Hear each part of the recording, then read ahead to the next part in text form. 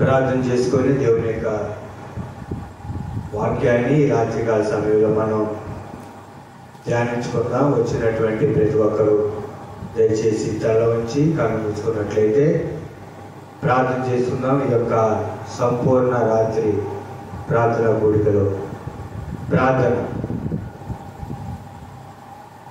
పరిశుద్ధుడును మంచి తండ్రి, నీ వందనాలు. ఆసక్తితో నీ సన్నిధికి వచ్చిన వారి బట్టి స్తోత్రం. ఇంతవరకు పరిశుద్ధుడును నీతిమంతుడు అయినటువంటి నేను గణపరిచినందుకు వందనాలు. ఈ రాత్రి వాక్య భాగంలో నుండి ఆత్మ సాయంతో మాతోనూ నాతోనూ తేటగా సూచిగా మాట్లాడి మా జీవితాలను ఆత్మీయంగా బలపరిచి సహాయం చేయండి. శబ్దం ద్వారా వింటున్న వారితో మాట్లాడమని యేసుక్రీస్తు నామమున నడుచున్నాను తండ్రి, ఆమేన్. దేవుని యొక్క వాక్యాన్ని చదువుకుందాం. ఈ రాత్రికాల సమయంలో పరిశుద్ధ గ్రంథంలో నుండి నూతన నిబంధన గ్రంథము అపోస్తలుడైన పౌలు గారు కొలస్సీయులకు రాసిన పత్రిక 3వ అధ్యాయము 12వ వచనాన్ని చదువుకుందాం. ఈ రాత్రి దేవుని యొక్క వాక్యం అపోస్తలుడైనటువంటి పౌలు గారి ద్వారా వ్రాయబడినటువంటి పత్రిక. కొలస్సీ రాసిన పత్రిక 3వ అధ్యాయం 12వ వచనాన్ని చదువుకుందాం. చదవండి దేవుని యొక్క వాక్యంలో నుండి చదవండి. కాగా దేవుని చేత ఏర్పరచబడిన వారును పరిశుద్ధులను ప్రియులైన వారికి తగినట్లు మీరు జాలిగల మనస్సును, దయాలత్వమును, వినయమును, సాత్వికమును, దీర్ఘశాంతమును ధరించుకొనుడి. చాలు. అపోస్తలుడైనటువంటి పౌలు గారి ద్వారా కొలస్సీ సంఘానికి యొక్క పత్రిక రాయబడింది.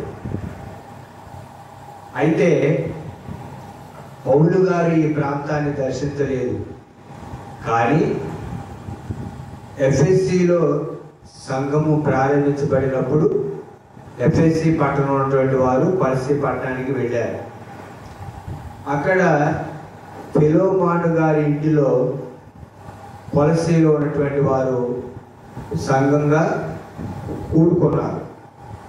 అయితే కొలస్సీలో ఉన్నటువంటి సంఘంలో ఉన్నటువంటి అక్కడ ఉన్నటువంటి పరిస్థితులను రోమా ప్రభుత్వ చెరసాలలో ప్రభు అయినటువంటి యేసుక్రీస్తు నిమిత్తము బంధించబడినటువంటి గృహ నిర్బంధంలో హౌస్ అరెస్ట్లో ఉన్నటువంటి పౌలు గారికి ఈ యొక్క విషయాలు ఎఫ్రా ద్వారా తెలియచేయబడ్డాయి. ఎఫ్రా ద్వారా రోమా ప్రభుత్వ పరిపాలనలో చెరసాలలో ఉన్నటువంటి పౌలు గారికి కొలస్సీ సంఘంలో ఉన్నటువంటి సమస్యలు తెలియజేయబడినప్పుడు ఆ యొక్క పరిస్థితులు తెలుసుకున్నటువంటి పౌలు గారు పరిశుద్ధాత్మ దేవుని యొక్క సహాయంతో ఈ యొక్క ఎఫ్ఎస్సి పట్టణానికి 150 మైళ్ళ దూరంలో ఉన్నటువంటి కొలస్సీలో ఉన్నటువంటి దేవుని యొక్క సంఘానికి తుకీకు అనేటటువంటి వ్యక్తి ద్వారా ఈ పత్రిక పంపించబడటం జరిగింది. చెరసాలలో నుండే పౌలు గారు కొలస్సీ రాసిన పత్రిక, ఫిలోమాను రాసిన పత్రిక, తిమోతి గారి రాసిన పత్రికలు రాశారు. అయితే ఈ రాత్రికాల సమయంలో చదవబడిన లేఖన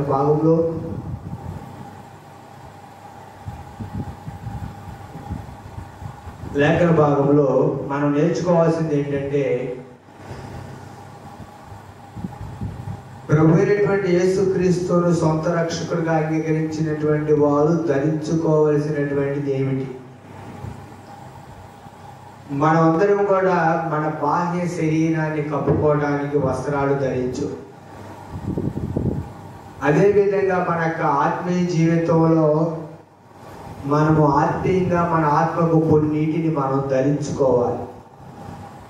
అవి ఏమిటి అనేది పరిశుద్ధాత్మ దేవుడు పౌలు గారి ద్వారా కొలస్సీ సంఘం ద్వారా మనకి తెలియజేశారు. అందుకనే దేవుని యొక్క వాక్యంలో ఏమని రాయబడి ఉంది? ప్రకటన గ్రంథంలో ఏమని రాయబడి ఉంది?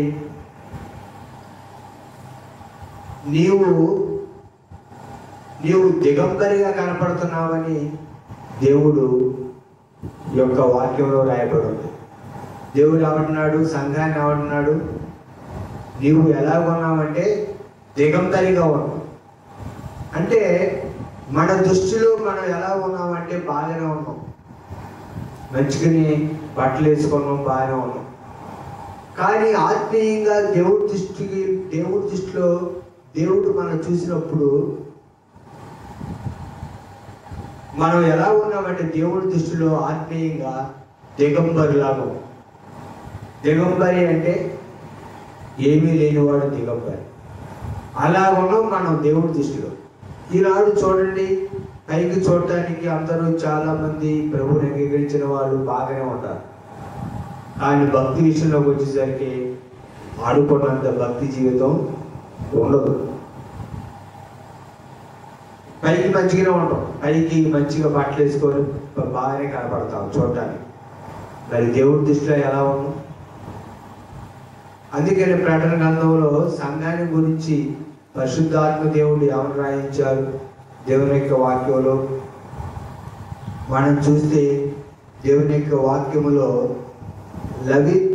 లవోదోకియాలో ఉన్నటువంటి సంఘపు దూతకి యోహాను గారి ద్వారా పత్రిక రాయించబడినప్పుడు అక్కడ ఏమని రాయబడింది?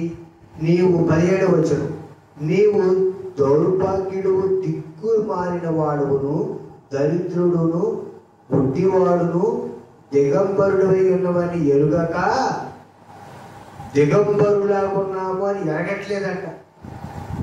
సంఘాన్ని ఏమంటున్నాడు దేవుడు?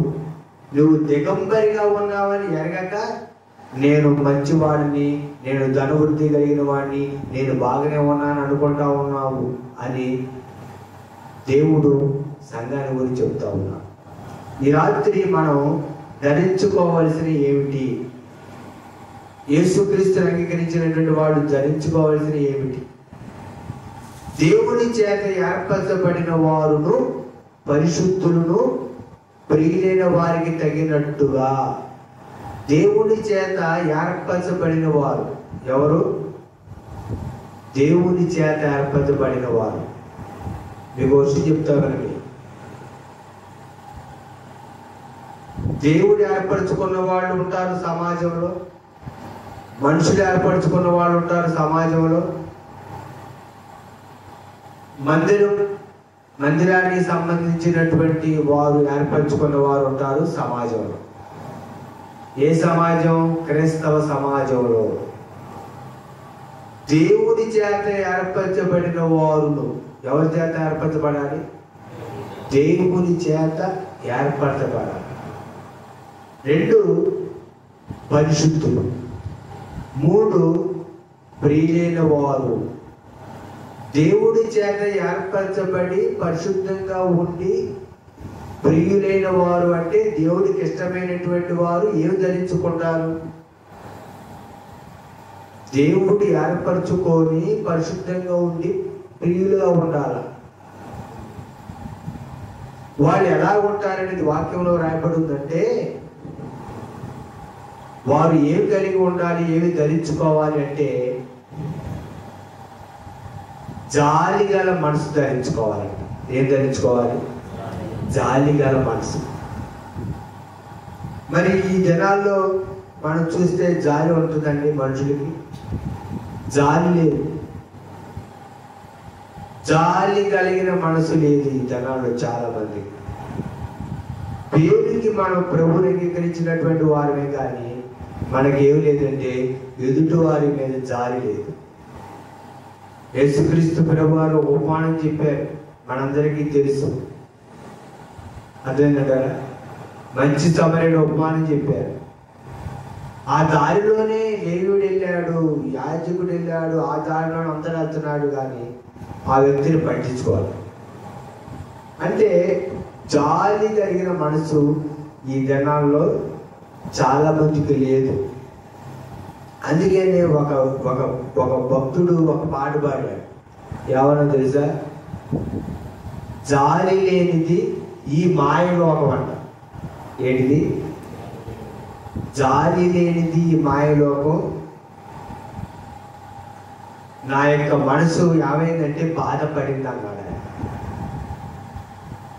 జాలి లేనిది మాయలోకము, నా మనసు ఈ లోకాన్ని చూసినప్పుడు నా మనసు బాధపడదు. ఏంటి అసలు జాలి అనేది లేదు.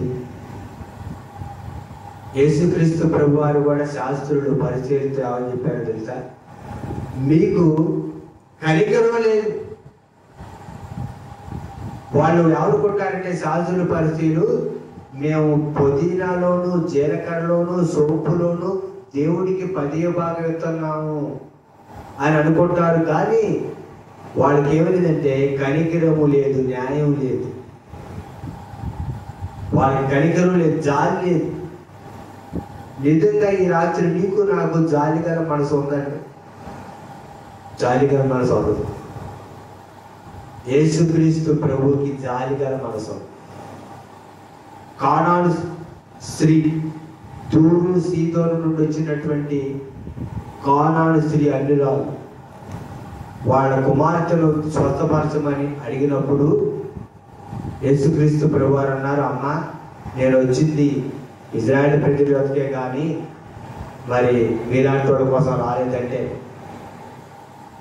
అప్పుడు ఆమె ఏం చేసింది? అప్పుడు ప్రభువారు ఏమన్నారు? అమ్మా రొట్టె పిల్లలకే పెట్టాలి కానీ కుక్క పిల్లలకి పెట్టకూడదు అంటే, ఆమె ఏమందంటే, అయ్యా మరి పిల్లలు రొట్టె తింటా ఉంటే ఆ ముక్కలు పట్టి ఏరుకొని కుక్క పిల్లలు తింటేగా అని ఆమె జవాబు చెప్పింది యేసుక్రీస్తు ప్రభుకి. అంతేగాని నీవు స్వస్థపరుచుకొని వస్తే నువ్వు నన్ను పట్టుకొని కుక్క పిల్ల కుక్క ఆటవా అని ఆమె ఎదురు సమాధానం చెప్పలే.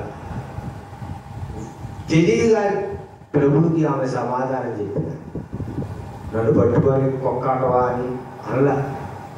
నిజమేగయ్యా, పిల్లలు ఆహారం తింటున్నప్పుడు ఆ రొట్టె మొక్కలు కూడా ఏరుకొని కుక్క పిల్లలు తింటేగా అంటే ప్రభు అన్నారు, అమ్మా నీ విశ్వాసం గొప్పది, నీ కుమార్తె బాగుపడుతాడ. జాలి గల మనసు యేసుక్రీస్తు ప్రభువుకు ఉందండి. వారు కాపరి లేని గొర్రెలని ఎరిగి యేసుక్రీస్తు ప్రభు వారు వాళ్ళ మీద జాలి పడ్డారు. మరి ఈనాడు యేసుక్రీస్తుకున్న మనసు నీకు నాకు ఉందా? ఆయన మన మీద జాలిపడి మనల్ని ప్రేమించి మన కొరకు ప్రాణం పెట్టాడు. రక్తం కాచి నశించిపోతే నిన్ను నన్ను రక్షిస్తే ఈనాడు మనకి నిన్ను వలె పొరుగు వారిని ప్రేమించు అని ప్రభువు చెప్పినట్టు ఎదుటివారి మీద జాలి. అదే మనం ఏం ధరించుకోవాలి అంటే జాలి గల మనసును నీవు నేను ధరించుకోవాలి. మన ఆత్మ అంతరంగంలో అది మనకు ఉండాలి. అదేవిధంగా అది మొట్టమొదటిగా మనం ధరించుకోవాల్సింది అది. ఎందుకంటే మనం ఏర్పరచబడ్డం, మనం పరిశుద్ధులు అవడానికి పిలబడ్డం, మనం దేవుడికి ఇష్టమైనటువంటి వారిగా ఉండాలనుకుంటున్నాం. మరి అలాంటి వారిగా ఉండాలనుకుంటున్నట్టు మన మీద జాలి బల మనసు ఉందండి. మనలో ఉందా ఆ మనసు? యేసుక్రీస్తుకు ఉన్నటువంటి మనసు మనకు ఉందా? ఉండదు. మనకి జాలి గల మనసు. మనది ఎటువంటి మనసు ఉంటుందంటే కఠినమైన మనసు. ఏ మనసు? కఠిన మనసు ఉండదు మనకి. మనలో దేవుని యొక్క ఆత్మ లేకపోతే మనకి జాలి గల మనసు రాదు. ఒకసారి నేను టిఫిన్ చేస్తా ఉన్నా, సాయంత్రం పూట రోడ్డు మీద టిఫిన్ చేస్తా ఉంటే ఒక ఆయన వచ్చి ఇట్లా చేయి జాపాడు. చేయి జాపి ఆయన అంటే ఆయన ఆహారం పెట్టండి, ఆకలేదు అన్నాడు. ఆహారం విలువ యేసుక్రీస్తు ప్రభువారు నాకు నేర్పించారు. ఆహారం విలువ నేర్పాడు నాకు. ఆకలి విలువ, ఆహారం విలువ.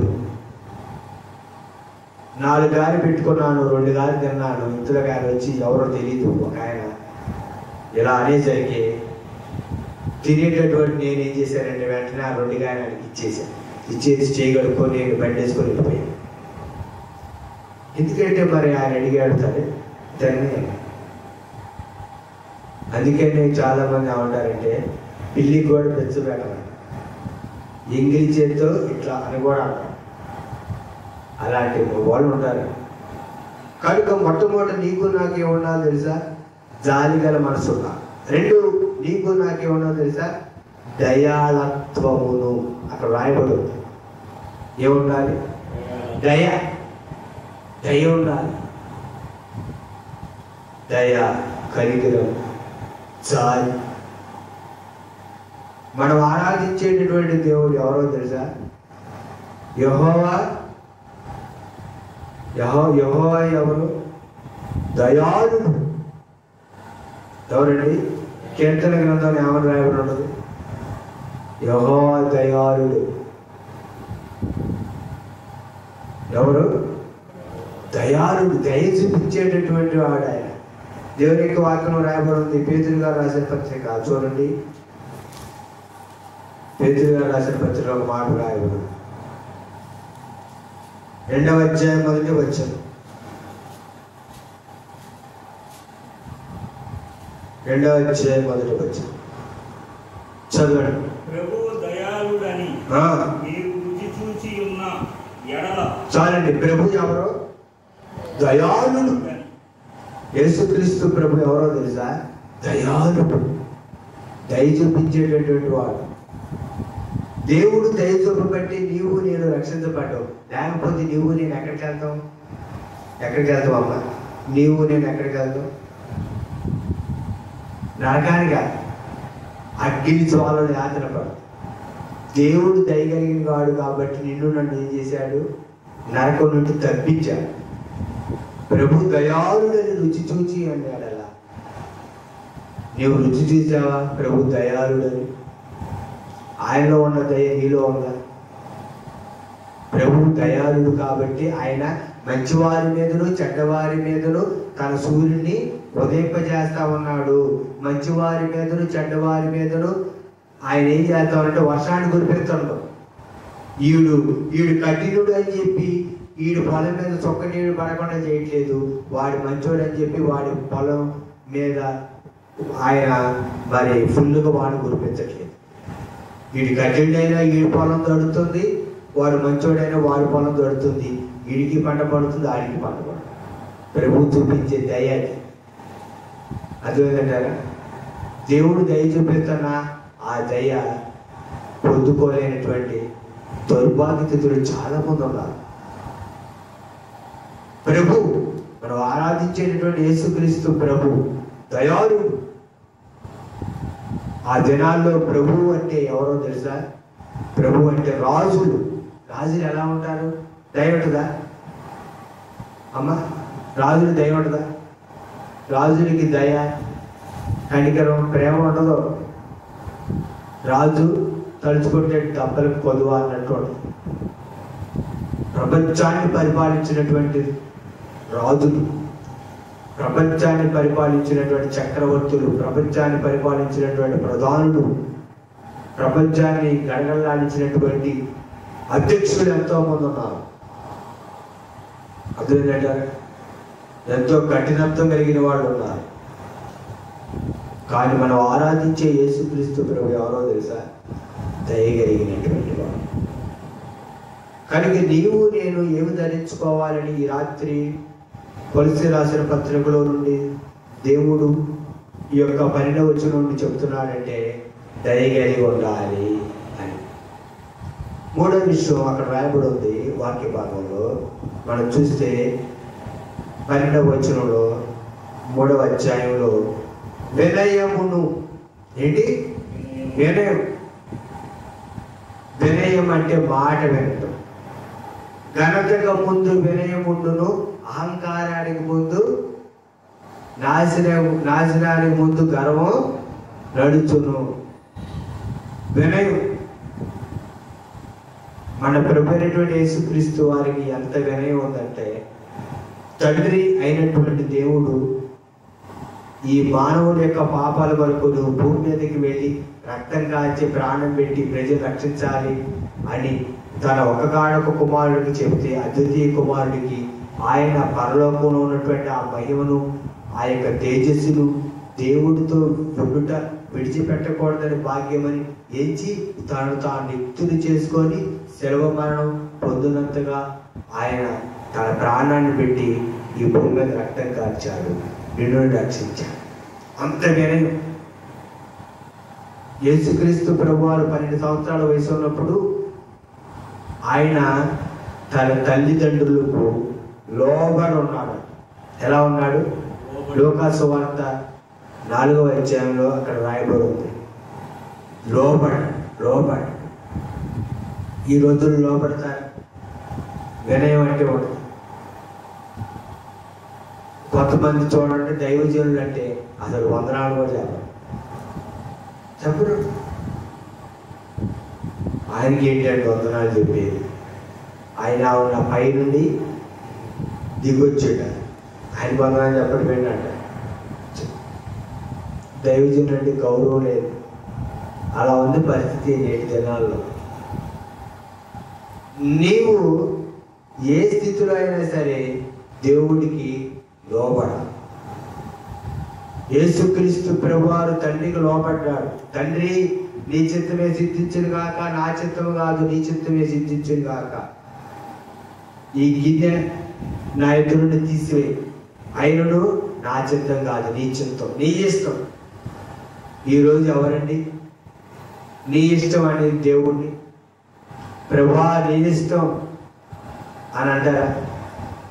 నా ఇష్టం ఏమంటారమ్మా? నా జీవితం నా ఇష్టం. నువ్వెవరో చెప్పటానికి నీకేంటి అధికారం అంటారు లేదు.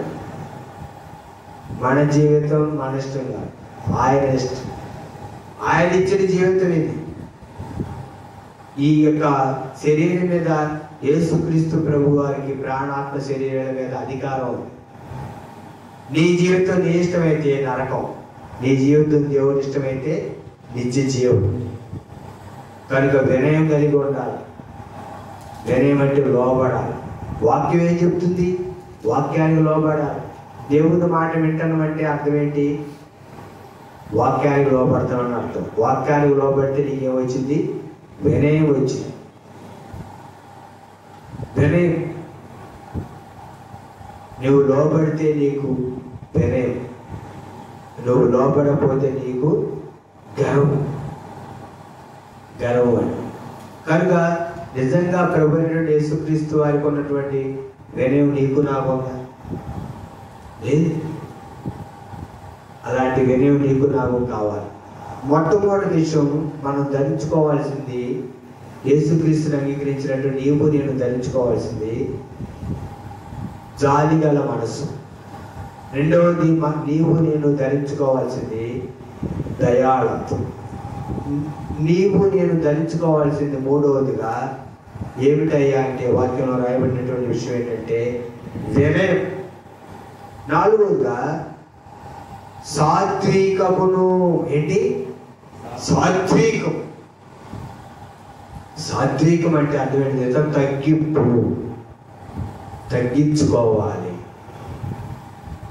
యేసుక్రీస్తు ప్రభువారు ఆమె చెప్పారు, నేను సాత్వికుడను దీన మనసు కలిగిన వాడును కనుక నా యొద్ద వచ్చి నేర్చుకోవాలి. యేసుక్రీస్తు ప్రభువు దగ్గర తగ్గింపుతో. అర్థమేంటా? తగ్గింపు కావాలి, నేర్చుకోవాలి. వాక్యాన్ని ఏం చేయాలి తెలుసా? నేర్చుకోవాలి. నేర్చుకుంటే యేసుక్రీస్తు ప్రభు నేర్పిస్తాడు. నేర్చుకోకపోతే నేర్పించడు. చాలా మంది వాక్యం చెప్తా ఉంటే ఏమంటారు తెలుసా? మాకు తెలుసండి. నువ్వేంటి మాకు చెప్పొచ్చు? నువ్వు చెబితే మేము వింటామా? నిన్నగాక మొన్న వచ్చి నువ్వు మాకు చెబుతుంటే మేము ఎప్పటి నుంచో సీనియర్ మేము. నువ్వేంటి చూడలేదు? నువ్వు చెబితే మేము వింటమేంటి అంటే చాలా మంది శాస్త్రులు పరిచయాలు కూడా యేసుక్రీస్తు ప్రభు వారిని ఏమన్నారు తెలుసా? నీ వయసు నిండా, నీ వయసు పెద్దగా వయసు లేదు అయ్యా, నువ్వేంటి చెబుతున్నావు? నువ్వు చెబితే మేమేంటమేంటి అన్న. నేను అబ్రహాం కంటే ముందున్నాను యేసుక్రీస్తు ప్రభు వారు చెప్తే నీకు నిండా 30-40 సంవత్సరాలు, నువ్వు అబ్రహాం కంటే ముందున్నావు అని అన్నారు. యేసుక్రీస్తు ప్రభు చెబుతుంటే ఇలా ఆయన మాటలు. ఆయన ఏం చెప్తే మేమేంటమేంటి? అని అనుకున్నారు. మేమెవరో తెలుసా? మోషే శిష్యులు. ధర్మశాస్త్రం మాకు తెలుసు, మోషే శిష్యులు మేము. నువ్వు నిలగాకపోయిన నుంచి చెబితే నీ మాట ఏంటి అనుకున్నారు వాళ్ళు. యేసుక్రీస్తు చెప్పిన మాటలు వాళ్ళకి బోధపడాలి. కనుక దేవుడి దగ్గర నేనేం చేయాలంటే, దేవుని యొక్క సన్నిధిలో ఈ రాత్రికాల సమయంలో ఈ ఆన్లైన్ ప్రేయర్లో ప్రభు చెబుతున్నటువంటి మాట ఏంటంటే, దేవుని యొక్క వాక్య భాగంలో నుండి నేనేం చేయాలంటే సాత్వికాన్ని నేర్చుకోవాలి. సాత్విక ప్రభు నేర్పించు అంటే నేర్పిస్తాడు. అందుకని దేవుని వాక్యం ఏమని చెప్తా ఉంది? అహంకారులు ఎదిరించి దీనులకు కృప చూపిస్తాడు. ప్రభు నాకు తెలియదయ్యా, నాకు నేర్పించయ్యా అంటే దేవుడు నేర్పిస్తాడు. నేను దేవుని యొక్క వాక్యం చదువుతూ ఉన్నప్పుడు ప్రార్థన చేసుకొని దేవుణ్ణి అడుగుతా, ప్రభు నాకు వాక్యం నేర్పించు, ఈ వాక్యంలో ఏముంది, ఏంటి నాకు తెలియాలి, నాకు నేర్పించు, దీని చరిత్ర ఏంటి, దీని ఉపద్ఘాతం ఏంటి, ఈ వాక్యంలో ఉన్నటువంటి అర్థం ఏంటి, నాకు నేర్పించండి, నాకు తెలియజేయండి, మీ పిల్లలకి చెప్పాలి. నేనే నేర్చుకోకపోతే వాళ్ళకేం చెప్తా ప్రభు అని నేను ప్రార్థించి వాక్యం చదువుతా ఉంటే దేవుడు అప్పుడు నాకు వాక్యాన్ని ఏం చేస్తారో తెలుసా? నేర్పిస్తాడు. నేను ఎవరిని వెళ్ళి అన్న వాక్యం ఏంటి చెప్పాలి, నాకు కొంచెం చెప్పండి అని నేను ఎవరిని కూడా అడగల.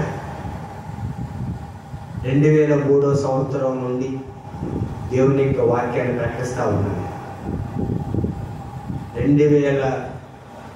ఇంచుమించు 2002 సంవత్సరం నుండి 2002 సంవత్సరం నుండి దేవుని యొక్క వాక్యాన్ని ప్రకటిస్తూ ఉన్నాను.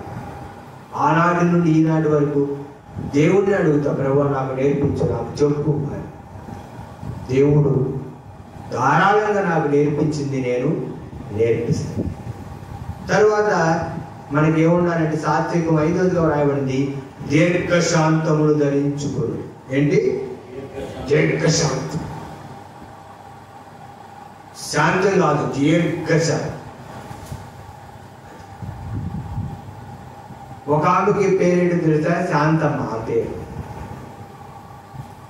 శాంతమ్మకి అస్సలు శాంతం ఉండదు. ఎవరిని చూసిందంటే ఆమెకు ఐబీపీ వచ్చింది.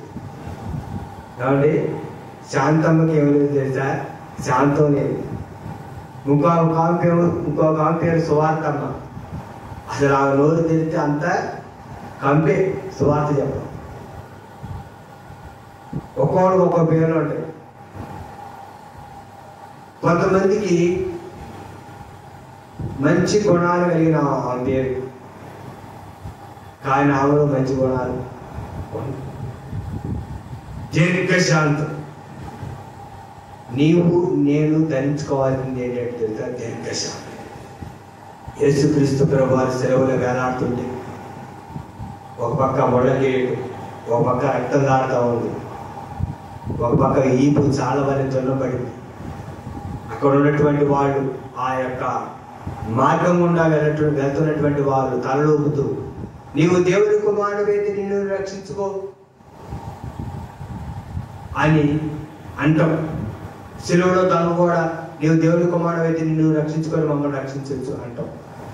కింద ఉన్నోళ్ళు ఇతను దేవాలయాన్ని పడగొట్టి 3 దినాలు కడతానన్నాడు, ఇతని రక్షించుకోలేకపోయాడు అని వాళ్ళు ఎంకరేజ్ చేస్తూ ఉంటే, ప్రభు బొచ్చు కత్తిరించే వారి యొక్క గొర్రెపిల్ల ఎలాగైతే మౌనంగా ఉంటుందో, యేసుక్రీస్తు ప్రభు ఎలా ఉన్నాడు?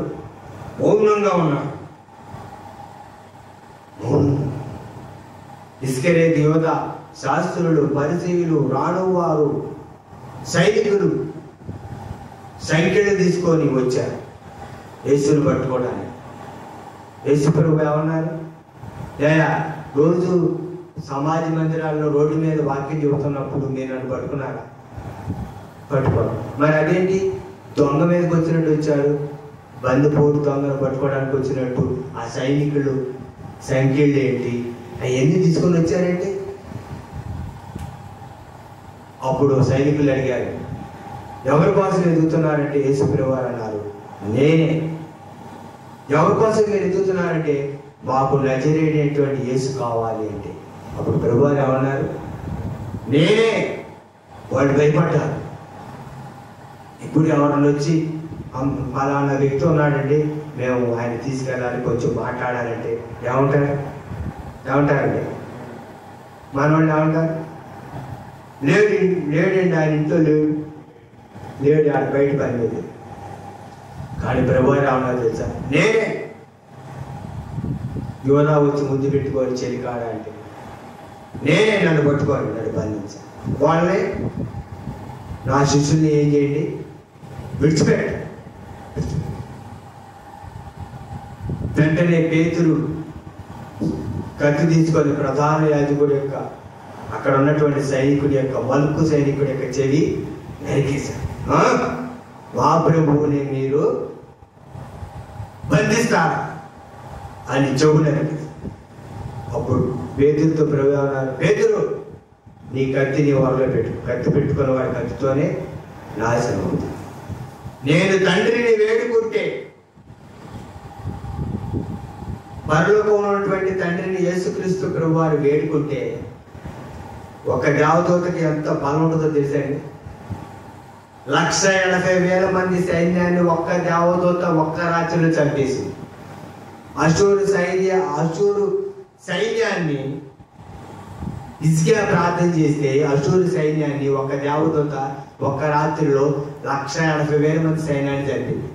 అంత శక్తివంతమైంది దేవదూత. యేసుప్రభువు వారు వచ్చి ఈ శాస్త్రులు, పరిచయులు, సైనికులు వచ్చి పట్టుకుంటే యేసుప్రభువు వారు, తండ్రి వీళ్ళు వచ్చి నన్ను పట్టుకున్నారు అని అంటే తండ్రి ఏం చేస్తాడు? దేవదూతలారా వెళ్ళండి అంటే అసలు ఉంటాడండి. యెరూషలేము స్మాష్ అయిపోతుంది. యెరూషలేము సర్వనాశనం అయ్యే, రక్తం పారిది ఏరులా. ఒక్కడ మిగలడం ఒక్కడు. అందుకే యేసుప్రభువు వారు ఏమన్నా తెలుసా పిలాతుతో? నా రాజ్యం ఈ లోక సంబంధమైనది కాదు, నా రాజ్యం ఈ లోక సంబంధమైనది అయితే నా శిష్యులు పోరాడతారు, నా రాజ్యం పరలోక సంబంధం. పిలాతు అన్నాడు, నువ్వు మాట్లాడాయా? వాళ్ళు అన్యాయంగా నీ మీద లేనిపోని అని చెబుతున్నారు, నువ్వు మాట్లాడితే నేను నిన్ను వినిపిస్తా. వాళ్ళు చూడు ఏమంటున్నారు, ఎన్ని మాటలు మాట్లాడుతున్నారు. దేవాలయాన్ని పడగొట్టు 3 రోజులు కడుతున్నట్టున్నాడు, కైసరికి పని చేద్దని చెబుతున్నాడు, ప్రజలను రేపాడి అని అంటున్నాడు. నోరు లేదు, ఒక్క మాట మాట్లాడు, నేను నిన్ను విడిపిస్తా అంటే పిలాతుతో యేసుక్రీస్తు ప్రభువారు ఏమన్నారు? నా తండ్రి ఆజ్ఞాపించాడు కాబట్టి నువ్వు నన్ను అప్పగించగలుగుతావు, లేకపోతే నీ వల్ల కాదు. నా ప్రాణాన్ని పెట్టడానికి, నా ప్రాణాన్ని నేను పెట్టుకోవడానికి, నేను మరణించడానికి, నేను లెగటానికి నా ప్రాణం మీద నాకు అధికారం ఉందని ప్రభు చెప్పాడు. దీర్ఘశాంతం. ఓ పక్క శరీరం దంద, నిన్ను రక్షించుకో, మమ్మల్ని రక్షించా అంటున్నాడు. కింద ఉన్న సైనికులు ఏలా వచ్చి రక్షిస్తాడేమో, ఎవరు వచ్చి రక్షిస్తాడేమో చూద్దామంటున్నారు. రోడ్డు మీద వెళ్ళేవాడు దేవాలయాన్ని పడగొట్టి 3 రోజులు కడతానండి ఆయన తలలోపుతూ అంటున్నారు. ప్రభు నీవు నేను రక్షించబడాలని దీర్ఘశాంతం కలిగాము. ప్రభువుని అంగీకరించినటువంటి నీవు నేను దీర్ఘశాంతం కలిగి ఉన్నామండి. మనం దీర్ఘశాంతం లేవు. దీర్ఘశాంతం కలిగి వస్తుంది. మానవుడిగా మనకి కోపం వచ్చింది, కానీ దాన్ని ప్రభు అయినటువంటి యేసుక్రీస్తు కోసం ఏం చేయాలో తెలుసా? సహించాలి. ప్రభు దీర్ఘశాంతం తెచ్చి దీర్ఘశాంతం తెచ్చి అని నీవు నేను దేవుడి సన్నిధిలో ప్రార్థించాలి. నన్ను ఏమన్నారు తెలుసా? అసలు వీడికి ఏం చేతరాదు, ఎందుకు పనికిరాడు? అసలు వీడికి ఏం చేతరాదు, ఎందుకు పనికిరాడు? పనికిరానోడు అన్న నన్ను ప్రభు ఎన్నుకొని నిలబెట్టి ఆయా ప్రాంతాల్లో ఆయన మహిమ కొరకు వాడుకుంటాం. అది దేవుని గొప్పతనం. నీవు నేను ప్రభు కోసం దీర్ఘశాంతం కలిగి ఉంటే నీకు నాకు నిత్య జీవం. ప్రభు ఎలాగ సెలవులో దీర్ఘశాంతం కలిగి ఉన్నాడు, ఆయన దీర్ఘశాంతం కలిగి ఉండబట్టేగా నీకు నాకు రక్షణ వచ్చింది. మరి ఆయన నిన్ను రక్షించడానికి దీర్ఘశాంతం కలిగి ఉంటే మరి ఆయన కోసం నువ్వు దీర్ఘశాంతం కలిగి ఉంటున్నావు. ఈ రాత్రి నువ్వు పరీక్షించు. నువ్వు ధరించుకోవాల్సిన 5 ఉంది. జాలిగల మనసు, వినయం, సాత్వికం, దయ. ఏమండి? దీర్ఘశాంతం అనే 5 నువ్వు ధరించుకో. నువ్వు ధరించుకోకపోతే దేవుడి దృష్టిలో ఎలా ఉన్నావో తెలుసా? దిగంబరిగా ఉన్నావు. నువ్వు దిగంబరి. దేవుడు చెప్పాడు ఆదాముతో, అయ్యా నేను దిగంబరిగా ఉన్నా. నువ్వు దిగంబరి నీతో చెప్పిన వాడు ఎవడు? నేను పొందుతానని అయ్యా, అందుకే దిగంబరిగా. వాడి దిగంబరత్వాన్ని దేవుడు కప్పటానికి గొర్రె చర్మాన్ని దేవుడు క్షమించాలి. దేవుడు చర్మాన్ని వాడికి చొక్కాగా ధరింపజేశాడు. ఈనాడు యేసుక్రీస్తులో నీవు నేను ఈ 5 గుణ లక్షణాలు ధరించుకోవాలి. నిజంగా 5 లక్షణాలు నువ్వు ధరించుకుంటావా? లేకపోతే దేవుని దృష్టిలో నీవు దిగంబరిగా ఉంటావు. ఎలా ఉంటావు? నిన్ను పరీక్షించుకో. దేవుని సన్నిధిలో ప్రార్థించు. ప్రభువైన యేసుక్రీస్తు వారు మన పాపాల కొరకు ప్రాణం పెట్టాడు, రక్తం కార్చాడు. శిలువలో వేలాడుతున్న ప్రభు వైపు చూస్తూ, ప్రభువా నా కోసం నువ్వు దీర్ఘశాంతం కలిగి ఉన్నావు, నువ్వు సాత్వికం కలిగి ఉన్నావు, నువ్వు దయ కలిగి ఉన్నావు, నువ్వు వినయం కలిగి ఉన్నావు. నీలో ఉన్న లక్షణాలు నాలో రావాలి. అతి కృప నాకు దయచేయండి. దేవుని సన్నిధిలో ప్రార్థించాను. అతి కృప ప్రభు మనకు అనుగ్రహించును గాక. ఆమేన్.